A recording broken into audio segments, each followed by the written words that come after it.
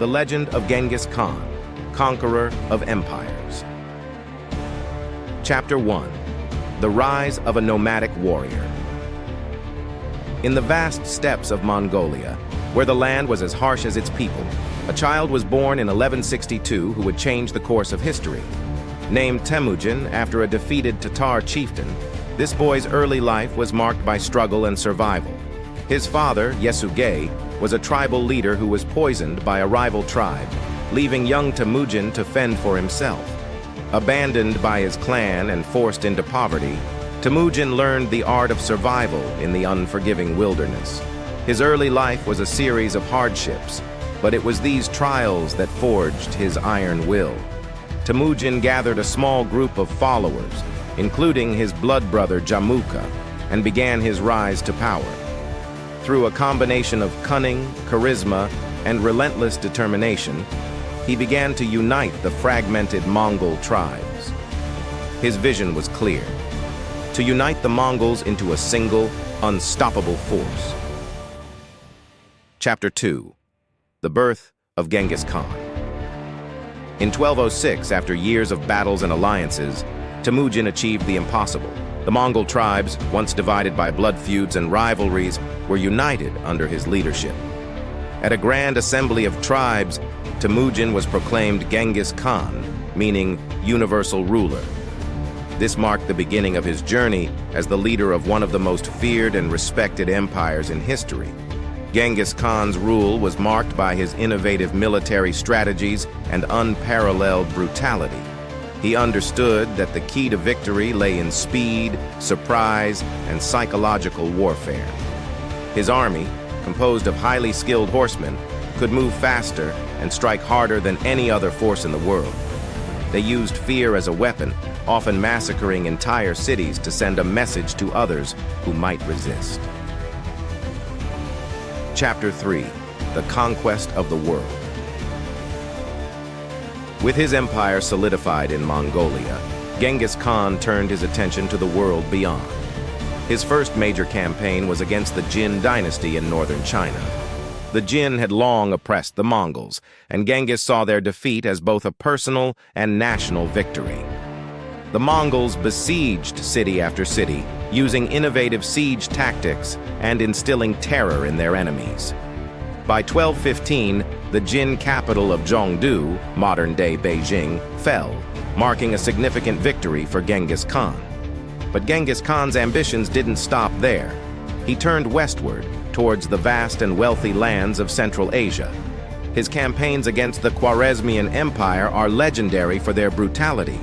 The Shah of Khwarezm made the fatal mistake of insulting Genghis Khan by executing his envoys. In retaliation, Genghis unleashed a fury unlike any the world had seen. Cities like Bukhara and Samarkand were razed to the ground, their populations slaughtered or enslaved. The Mongol horde moved with a swiftness and ferocity that left the world in shock. Chapter 4. The Bloodshed and Legacy. As Genghis Khan's empire expanded, so did tales of his cruelty. He was known to slaughter entire populations, leaving behind pyramids of skulls as a warning to others. Yet he also showed a remarkable pragmatism. Genghis Khan valued loyalty and talent above all else, regardless of a person's origins. He promoted meritocracy within his ranks, which allowed his empire to function with efficiency and ruthlessness. However, Genghis Khan was not without his losses. His campaigns were often met with fierce resistance, and even his unbeatable army suffered setbacks. During the invasion of the Western Xia, Genghis Khan himself was wounded in battle. But each loss only fueled his desire for conquest. He believed that he was destined by the eternal blue sky to rule the world, and nothing would stand in his way. Chapter 5. The End of a Conqueror. Genghis Khan's final years were spent continuing his campaigns, pushing the boundaries of his empire ever further. But even the great Khan was not immortal. In 1227, during a campaign against the Western Xia, Genghis Khan died under mysterious circumstances. Some say he fell from his horse, Others believe he was fatally injured in battle. His death was kept a secret until his empire was secure, and to this day, his burial site remains one of history's greatest mysteries. Genghis Khan left behind an empire that stretched from the Pacific Ocean to the Caspian Sea, the largest contiguous empire in history. His successors, particularly his grandson Kublai Khan, would continue to expand and solidify Mongol rule, but it was Genghis Khan who laid the foundation. Epilogue: The legacy of Genghis Khan. Genghis Khan's legacy is complex. He is remembered as a ruthless conqueror who brought untold suffering to millions. Yet he also forged connections between East and West that would shape the world for centuries. His empire facilitated trade, cultural exchange, and even the spread of technology and ideas. The Pax Mongolica, or Mongol peace, allowed for the safe passage of goods and people across vast distances, something that had never been possible before.